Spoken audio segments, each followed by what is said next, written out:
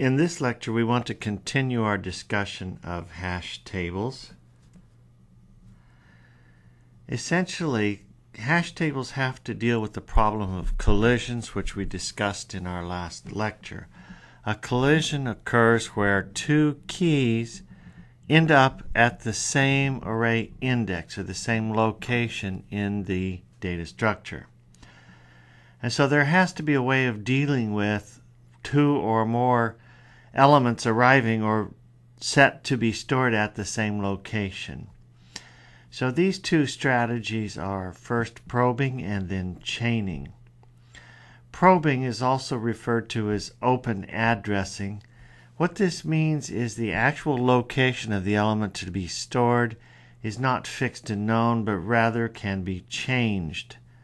However, with chaining, we have closed addressing, which means the element is stored exactly at the place it hashes to. So I want to switch over to my sketchpad here and look at the ideas of how these two work at a little bit higher level. Alright, first I want to look at probing. And so the idea for probing is open addressing. So suppose then that we have letters that were stored here. Let's go ahead and add some. B, C, Q, F. Now suppose that I want to insert a new element in, and it hashes to this location in the array, but it can't go there because that location is already occupied. Therefore, there must be some set of rules or heuristics for relocating into an available slot. There's several of these strategies that we want to look at in a minute, the simplest being linear probing, where you shift down one to the right and see if that spot's available. No, it's not. It has a C in it. So we go down and check this one. Not available. Shift down, check this one. Not available. Scoot down, check this one. Not available. Scoot down, check this one.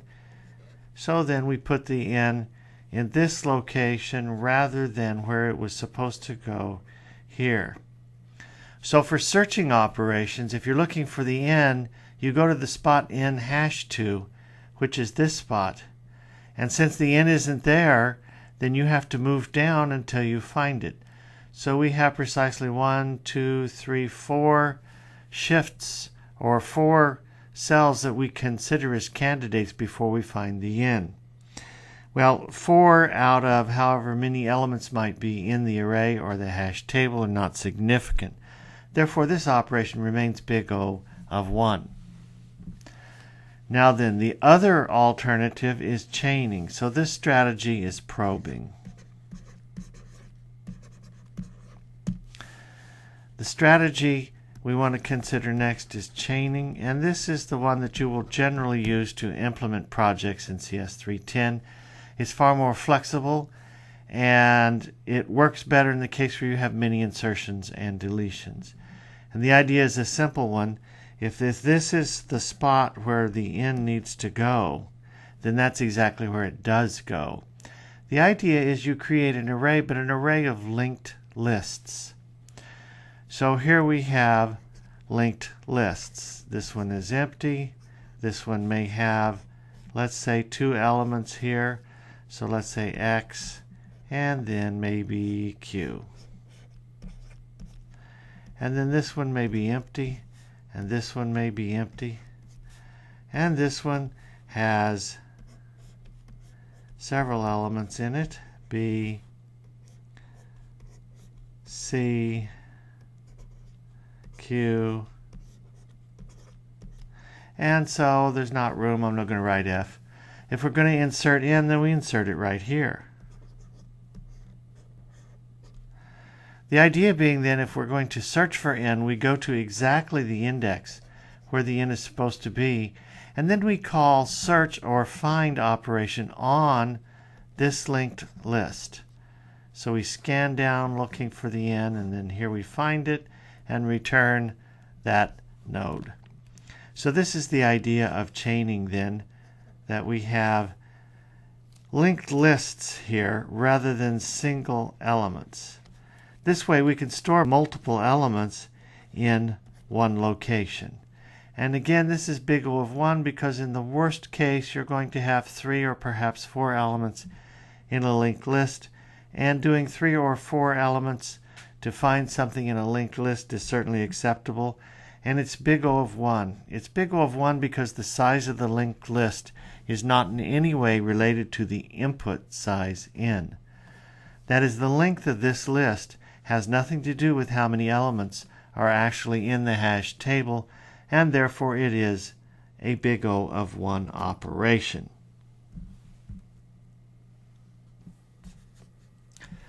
So these are our two strategies then that are generally used for dealing with the collision problem. Two very different implementations of the hash table data structure depending on the requirements for the project. So for probing, we want to look at that first. Where you're doing an insertion, if you go to the array element indicated and discover that it's already occupied, then there must be some heuristic to go to an alternate location. So there are a number of these. We only want really right now to look at two, the most common ones. With linear probing, you move one slot to the right until you find one that's unoccupied. That is, you may scan down 1, 2, 3, 4, or more spaces until you find a vacant slot, and when you do find it, then the element is stored there.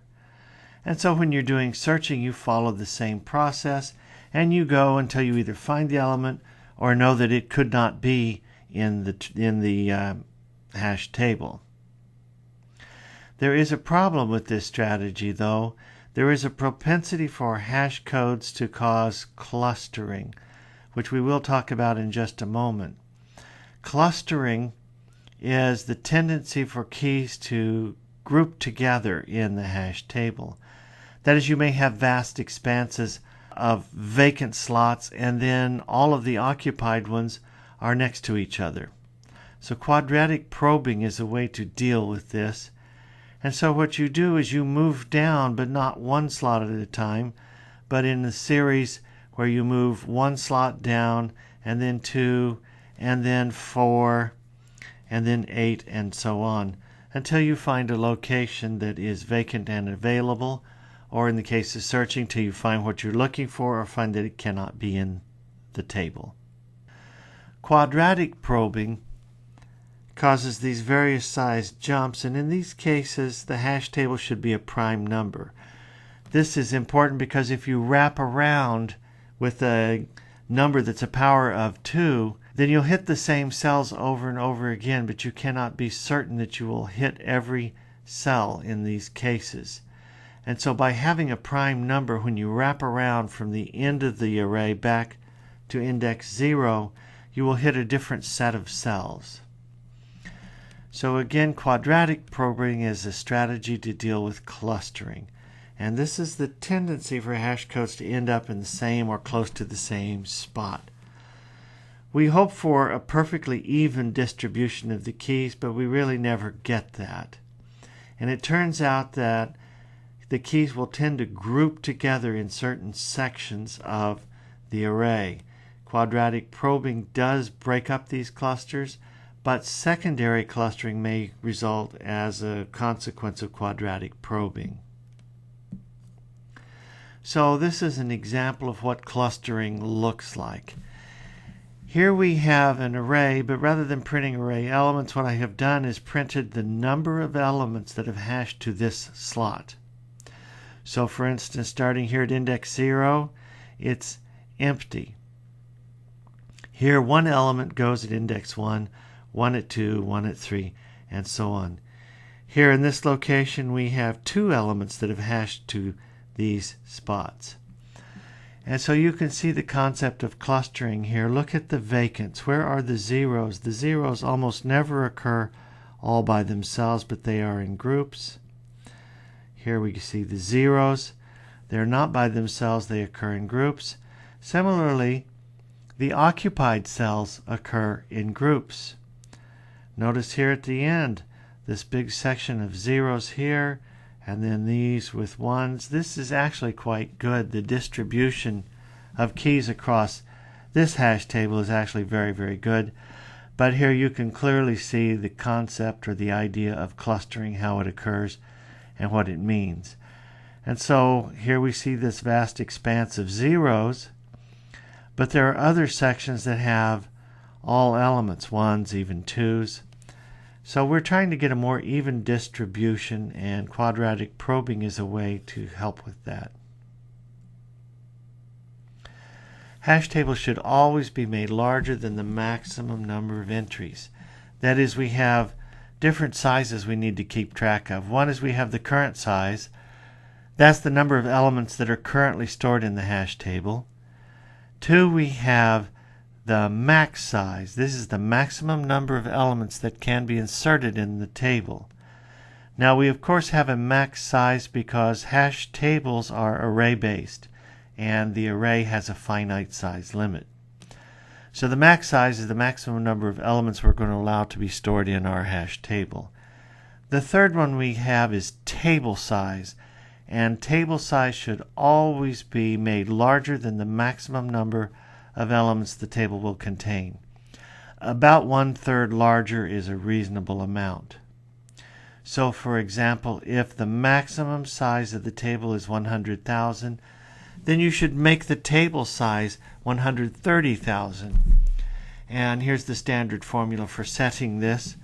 You have the max size and you multiply it by 1.3, and that will give you about 30% more. The F, by the way, here stands for float. Without it's a double. Doesn't really matter, but in general you want to put 1.3 F for float to give you a 30% larger table size. So this is done to lessen the impact of both collisions and clustering. If quadratic probing is used, then the size of the array should be a prime number so that you hit different cells if you wrap around again to index 0. So as you can see, we're guaranteeing here that we're going to waste space. If our max size is 100,000 and we have made the table of 130,000, then it follows that at least 30,000 cells will be vacant and unused. However, this is acceptable because what we're doing is we're trading off storage space for improved performance.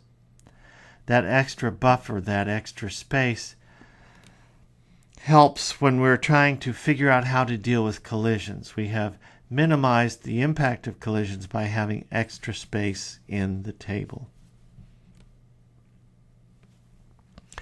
This leads me to the discussion of load factor lambda. The load factor is very important. It's the percentage of the table that is occupied. So if the table's half full, then the load factor is 0.5 or 50%. It's half full. This has an effect on the expected number of probes, and then this should be really fairly obvious if we're considering a probing strategy. If we hash to a certain cell and that cell is occupied, then we must shift down until we find an available vacant cell. But the more full the table is, the longer this is going to take. So when we talk about probes, we mean looking for available slots. The number of probes means the number of checks or comparisons we must make to see whether or not we have found a place to store an element we want to add to the table. So there's a slight difference in the two formulas here. An unsuccessful search is somewhat worse than a successful search, because with the unsuccessful search you have to exhaust all possibilities. So here's a graph of what happens with the number of probes, or the search times, as the table becomes more and more full as the load factor lambda increases. So at this point here at 70%, so at this point the table is 70% full. From this point on, the number of probes goes up dramatically. So in the case of a 95% full table, we have 200 or so probes that are expected.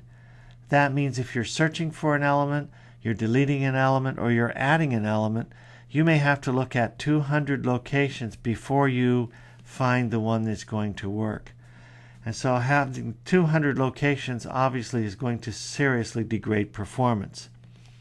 Whereas if you're looking at a table that's half full, then you're looking at 2, 3, maybe 4, and no more than that. This is a striking difference in performance. So some comments here about probing. Probing is best suited to hash tables that have relatively few insertions and deletions once they're created. There are a number of problems that have exactly these characteristics. For instance, you might have a hash table that you're using for looking up prices in a retail store. When you start the computer, you load the hash table and it's all the products that this company has. And so, of course, they may stop carrying things or they may have new items that they add. However, the number of changes to the hash table is relatively minor. There are very few changes once it's initially created. This is something that changes very slowly over time. So probing is best suited to these types of problems. In the best and the average cases, probing is generally faster than chaining. Now, when we say faster, we mean wall clock or empirical times. If you run timing tests on the two implementations of hash tables, then what you will see is that probing is somewhat faster. Nevertheless, both of these implementations are big O of 1. It turns out that linked lists have overhead that slow things down. That is, with probing, once you go to the cell that contains the element you're looking for, it's right there. However, with chaining, once you get to the location that's indicated, then you have to perform add, delete, or search operations on a linked list, which may mean creating new nodes, allocating memory. It may be freeing up memory with the garbage collector. And so there's more overhead associated with using linked lists, and that causes a slightly slower performance characteristic. Performance of all hash tables degrade when the load factor increases. With probing, the degradation is very dramatic when the load factor gets beyond about 70 or 75%. And so you have a case where the number of probes increases very, very quickly. With chaining, this isn't the case. Performance degrades more slowly. Nevertheless, it does degrade. And the emphasis here is on the fastest possible performance. These are high-performance data structures, and therefore it makes no sense to have slow or unwieldy structures. So you could have a chaining strategy where the load factor exceeds 100%. This is not possible with probing. So in the case of probing, once all the array elements are loaded, once there is something in each slot, then you're full and you're done. So you cannot possibly exceed 100%. However, with chaining, you can always tack one more element on to the linked list. And so you can actually exceed 100% load factor with the chaining strategy. However, performance begins to degrade. If you have a hash table implemented with chaining where the chains have, say, 15 to 20 elements in them, then obviously the performance will begin to degrade. So we want to focus now on the chaining strategy, and this is the most important one because it's the most commonly used, and is probably the implementation that you will be required to use for your CS310 project. So with probing, the strategy is we're going to find an alternate location if there's a collision. With chaining, we're going to store it exactly where it hashes to. This is the idea of closed addressing. It goes exactly where we think it should, and it gets inserted into a linked list at that location. If most of the linked lists are very small, none contains more than maybe 5 or 6 elements, then you can maintain big O of 1 behavior. And again, the length of the linked list is actually a factor of lambda, the load factor, but it's not relevant at all to the number of elements that are in the hash table. Therefore, since the input size n, which is the number of elements in the hash table, is not related to the number of elements in any of the linked lists, we can say that it's big O of 1. The worst case behavior, which you really should never see, is the case where you have a truly dreadful hash code method and all of the elements end up in one linked list. In this case, you have big O of n behavior. So here we have the beginning of a hash table implementation. Some comments are in order. Note here that we have KV. This is key and value, and there are two parameterized types. We have the three size variables that I mentioned before. The current size, which is the number of elements in the hash table. The max size, which is the maximum number of elements that can be inserted into the hash table. And then we have the table size, which is actually the size of the array. The mod counter is used by the iterator. So here's the declaration for our array. We have an array of linked lists. Now we should comment that it makes absolutely no sense to use an ordered linked list in a hash table because it doesn't speed up operations. That is, searching an unordered linked list is big O of n. Searching an ordered linked list is also big O of n. But insertion is longer. Insertion takes longer for an ordered list. To insert an item into an ordered linked list is big O of n. To insert an item into an unordered list is big O of 1. You simply insert at either end. Therefore, using an ordered list makes no sense because it is actually slower. Notice too that your linked list class almost certainly takes type E, but now we have a KV. So we have the adapter pattern. That is, what we're going to do is go ahead and use our linked list without rewriting it. We want reusable code. We want to be able to use code that we have written and tested and know that it works. So we will use an adapter pattern. We will create a wrapper class. And so the E here is the wrapper class. So we're taking a KV and making an E out of it. Here's the example of our wrapper class. I've called this dictionary node. It looks a whole lot like the node class in your linked list, except of course there is no next pointer. Rather, what we have are two things, the key and the value. Essentially, this is a way to store two things in one cell. We could create parallel arrays, have an array of keys and an array of values, but this is not desirable for a number of reasons. Having everything in one place, that is, both the key and the value in one place, makes it easier and more manageable. Therefore, we create these dictionary node classes and store the key and value in them, so we have one item that wraps or contains these two. We also have to have a compare to method here. So notice we have dictionary node implements comparable, and what we're comparing are dictionary nodes. This is important. It's true that we're using the keys for comparisons in hash tables. However, we want to be able to compare one dictionary node to another dictionary node. And so we write the compare to method here, and this compare to method merely calls the compare to method on the key class to do the comparisons.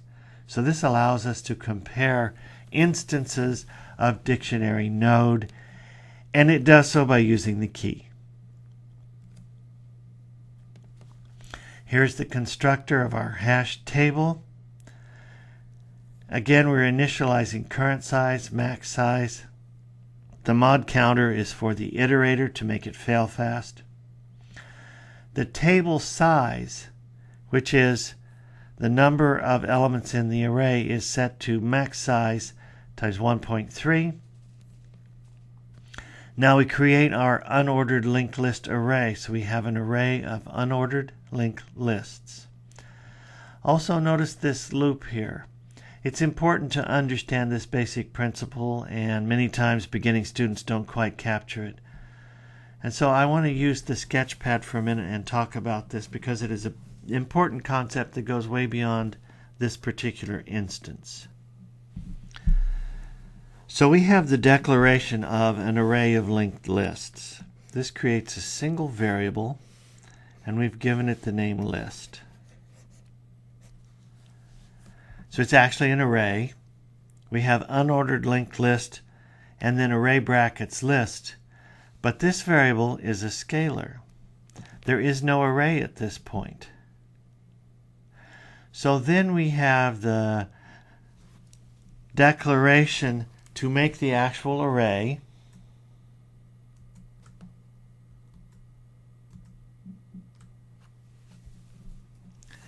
And as you can see here, we say list equals new unordered list table size. At this point now, we have actually created our array. And because we've used the keyword new, then it is in a different location. It is on the heap. So as you know, the heap is this vast expanse of memory that's used for dynamic allocation of variables. So we now have an array here with however many elements that we need. It's important, however, to understand that at this point we don't have any linked lists. This may seem counterintuitive. We created the variable list, and we did this with the brackets when we created it, but that didn't make an array. That gave us a scalar that will hold an address. Then we say list equals new unordered linked list, and that gives us the array over here. Well, this spot has an address in memory. We're making something up. Suppose this hex address is 371B2116. Then list has this value, 371B2116. That is the address of the first element of this array. But again, we have no linked lists. What we have is an array of nulls. These don't exist until we make them. And that means we have to scan down the full length of this array and using the keyword new, create a new linked list, which means each of these cells will have the address of a linked list instance somewhere on the heap. Therefore, if you attempt to make a call on your linked list in one of the array locations, before doing this you get a null pointer exception. So list is a class level variable which is listed prior to this. Here, unordered list, and then we have the square brackets list. Now we create it, list equals new unordered list table size. So now we have an array, but that array has nothing but nulls in it. Then we have the for loop we loop through, and for each element in the list we make a new unordered list. They now exist and you can manipulate them. The general process for accessing a table element, that is for insert, delete, search, you have to get an array index. You need the index of where it is in the array. So first you call key.hashCode. That is, you're not writing a hashcode method in hashtable, but you call it in much the same way that you called compareTo in linked list. You didn't write compareTo in linked list, but you called it. Similarly here, you call the hashcode method on the key, and then you mod this by the table size. And so if you use mod, that is the remainder of a division. This will map to the index in the array. So the hash code is in the key class, but then you need some private method, perhaps called getIndex, in the hash table where you call this, and then you perform the modulus by the table size. Then you call a linked list method on the appropriate array element to do the option that you need. Remember that you cannot compare a key and a dictionary node. This is a common mistake that students oftentimes make in the beginning. You have to think carefully about this. If the linked list contains dictionary nodes, then to compare to look for something, you have to pass in a dictionary node to do the search. So this is an example of contains. This returns true if the linked list has this particular element. So to perform this contains method on the linked list, you have to pass in what you're checking for or looking for. So you create a new dictionary node, and you have the key because you're searching based on the key, but you do not have a value. There is no value involved here. So you pass in null. Well, this null value is simply never used. Thus, when you compare two dictionary nodes, the key is used because that's what's in the compare to method. The null is not used, but it has to be here as a dummy value so that you can actually create the dictionary node. Another gotcha to watch out for. A search might return null, so this situation has to be handled. It's an easy mistake to make, and it seems like fairly simple code. So we have get hash code key. So this gets us the hash code passed in the key, and what that does is the operations I talked about. There is the hash code method called in the key, and then there is the modulus operation with the table size to get the actual index. So this is the index in the array that we're searching. We call the get method, the search method, and then we pass in new dictionary node, key, and null. So this is just like the contains method, except there's a return value here. It returns what it finds, the value that matches this key. However, you have to be aware that you might have an unsuccessful search. If you have an unsuccessful search, then your linked list method, this get here is the linked list method, then the linked list method will return null. So you're actually calling null.value, and you get a null pointer exception and crash. The solution to this problem is you must check the return value first. So we have dictionary node temp, and of course it makes sense. Since the linked lists have dictionary nodes, that's what they store, that's what they're going to return. So the list is going to return a dictionary node. So we call get with the key and a null value, and we get something back. And it is either a dictionary node reference or it's null. So if it's null, then we return null. If it's not null, we return the value at that location. So here's another example, a simple add method. So first we have to check to make sure that the linked lists, that the hash table is not full. If the hash table is full, you can't allow insertions beyond that point. So once you know that it's not full, then you have to check and see if you have a duplicate. You cannot insert duplicate keys.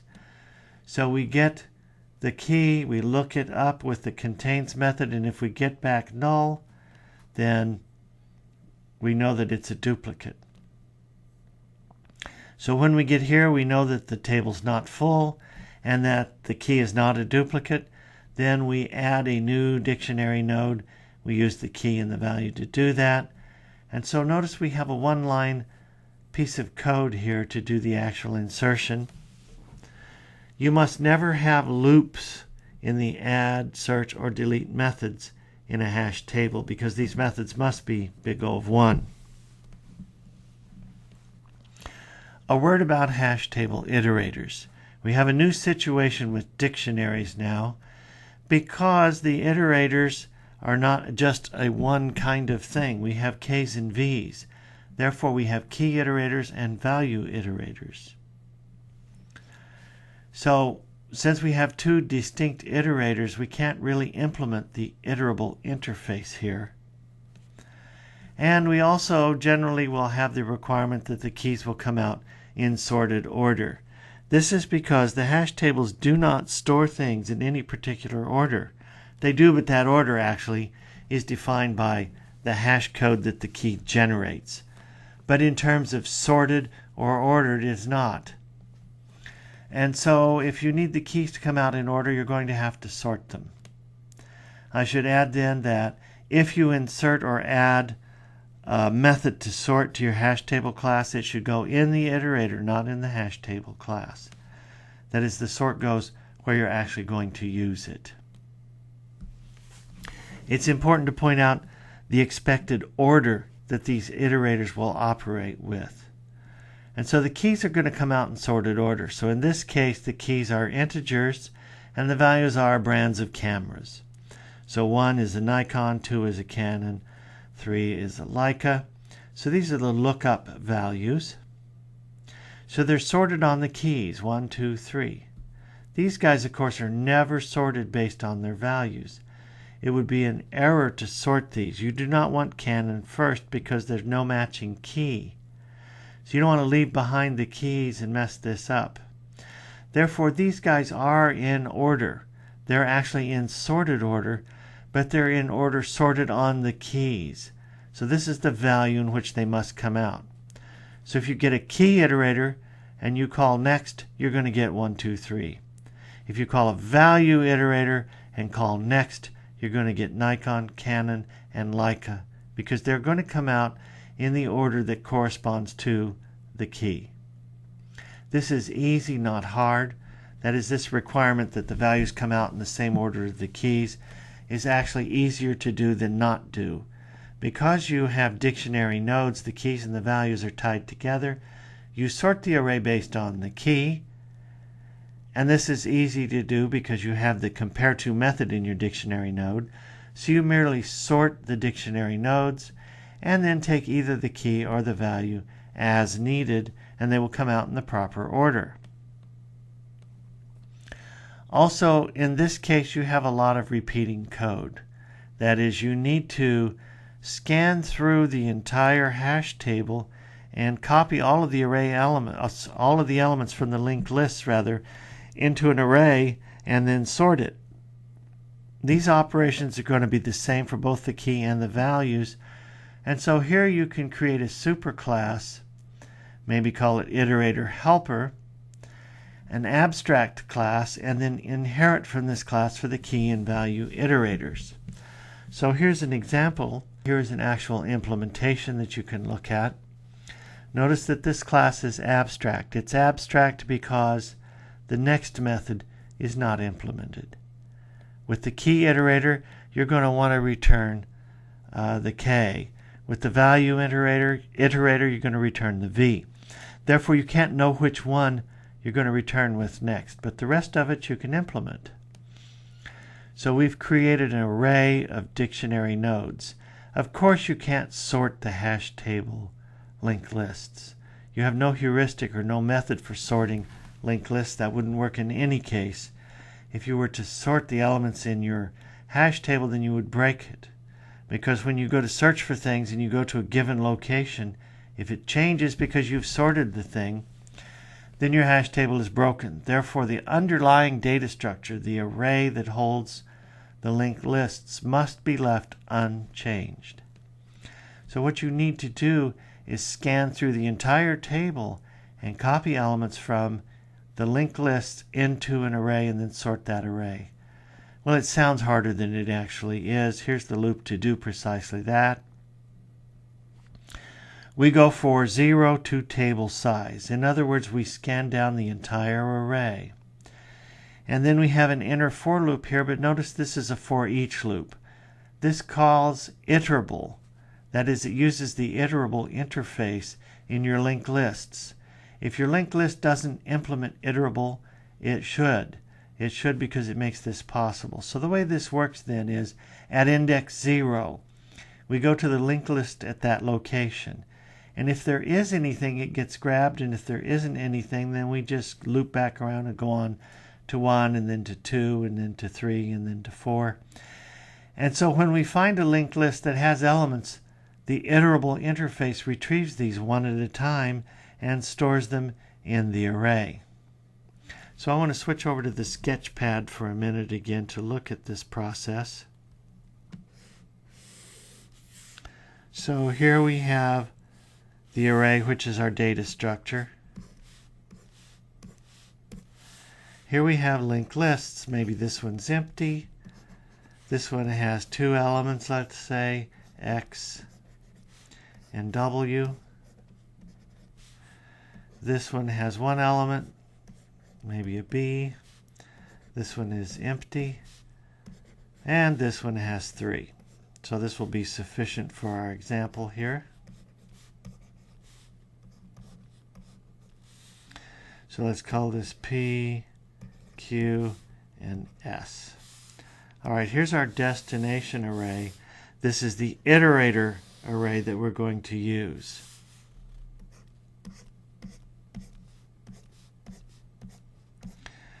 So the outer for loop scans down this entire array for I equals 0, I less than table size, so it marches down this array one at a time. Then we have the inner loop, and it's a for each. For each element in this linked list, copy it. So there aren't any here, so we simply move down to the next one. Then we get the X, we get the W. All right, then we move down to the next one. We get the B. Move down to the next one. We don't do anything because it's empty. And when you call that for each loop on an empty linked list, it simply does nothing. It will not crash or cause a null pointer exception. So we move down to the next linked list, and here we have P, Q, and S. P, Q, and S. And so this is the process whereby you traverse the entire hash table, pulling out each element, or removing it, not removing it rather, but copy each element into your auxiliary array, which you then will sort. I should add that it's important to make this array current size, not table size. If you make it larger, then you'll have null elements at the end, which will cause you to crash. So this array must be current size. This array, of course, is table size. It's the underlying data structure.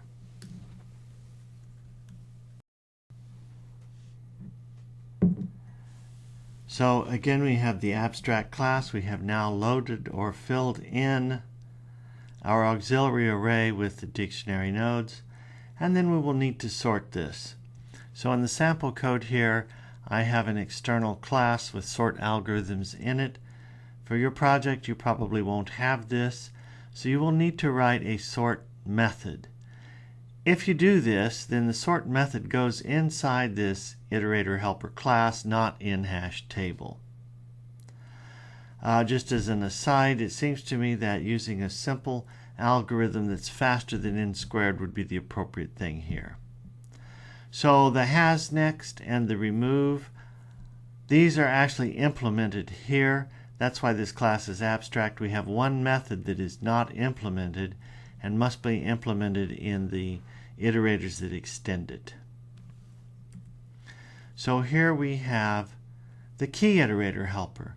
It extends this iterator helper. It calls super, which means it calls the constructor in the parent class, the iterator helper. Then you have only one method to implement next, with just one line of code in it, which makes for a very, very easy class. And then you avoid the problems of repeating the code. Here's the value iterator helper. This does the values. Note that the array is sorted in the abstract class in the iterator helper. And so because the fact that you have the keys and the values together in the same wrapper, you again have one line of code to implement the value iterator helper. Some comments about chaining in general. Chaining is best suited for hash tables that have many insertions and deletions. There is an issue here with probing in these cases. The issue with probing becomes, how do you handle the situation where there are many insertions and deletions? This becomes a problem, and I want to look at this for just a moment. So here's really the crux of the problem. Suppose we have an array here for probing. This is the probing strategy. And this is why probing is not really suitable for cases where you have many insertions and deletions. So imagine that I have this situation.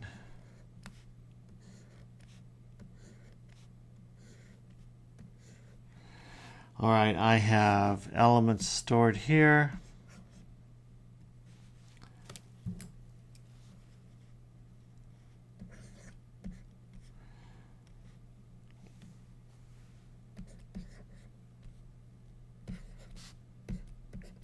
Okay, now assume that I want to insert an in, and it actually hashes to this location. So we go here, and using this simple linear probing strategy, because it works the same way with quadratic probing, the issue is the same. So we go here to where the z is, and we can't store our in. And we go here, we can't store it, can't store it, can't store it, can't store it. And then after the T, we find a cell that's open and available, so here we store our in. We have now placed it in the array. So this is our heuristic. The place where it's supposed to go isn't available, so we find the next available slot and store it there. Generally, this isn't a problem, so suppose we need to search for in. Well, we go here and we see X. That's not an in. We move down, we follow the same set of rules. We find the in. Now we have found our element. Then, of course, suppose that we search for something else that maps to the same place. Let's assume that we search for a P. So this is a not found condition. There's no P in the hash table. It maps to this same location. So we go here and look, no P, no P, no P, no P, and so on. Then we get here, and this cell is actually null.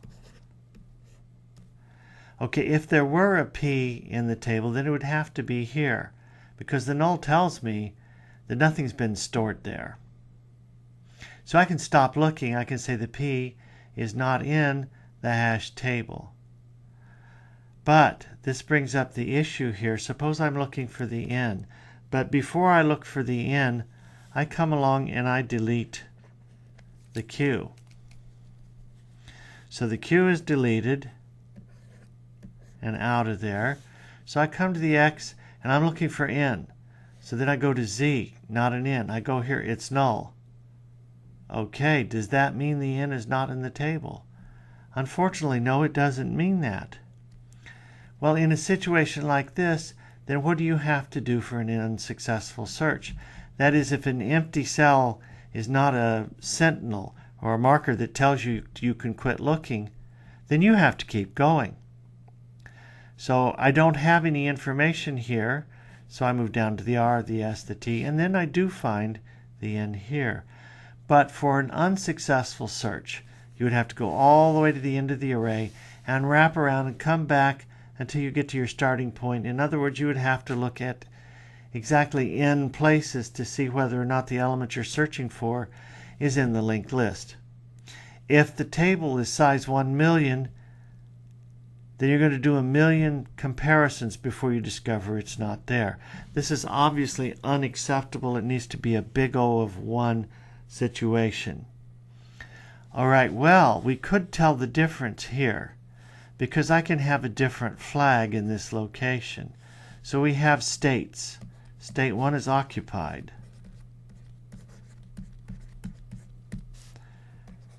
State 2 is used but vacant. That is to say, I used to have something in this cell here, but I no longer do. It's been deleted.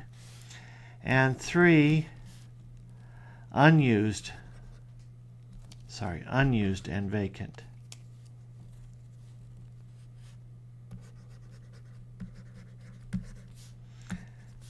Unused and vacant.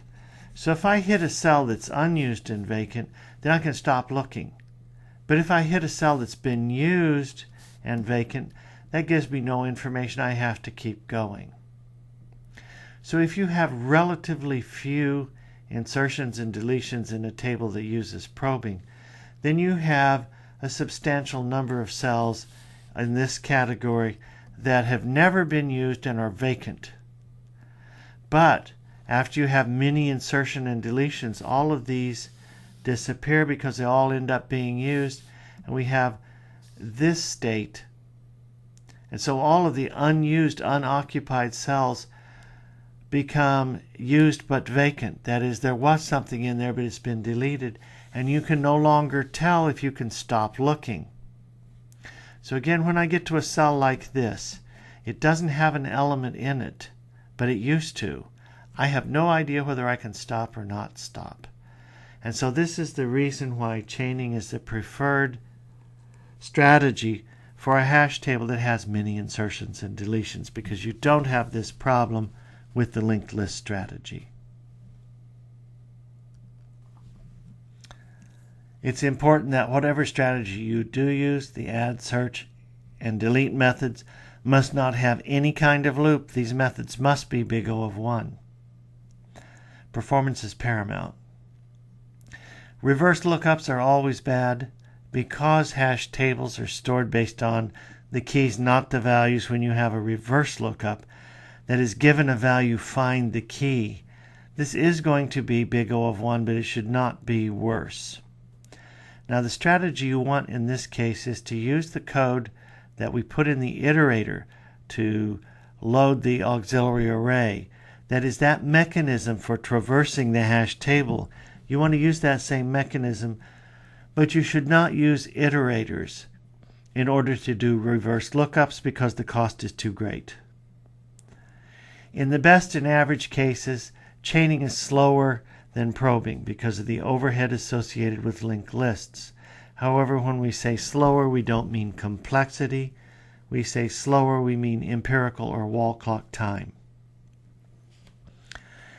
Performance degrades slowly with hash tables that use chaining as the load factor increases. You could never exceed 100% load factor with probing, but you can with chaining. It's not a good idea, but it is possible. And finally, in every case, table size should be made larger than the max size by about 30%. We're going to waste space to enhance performance. It's a fair trade-off. So this concludes our lecture on hash tables.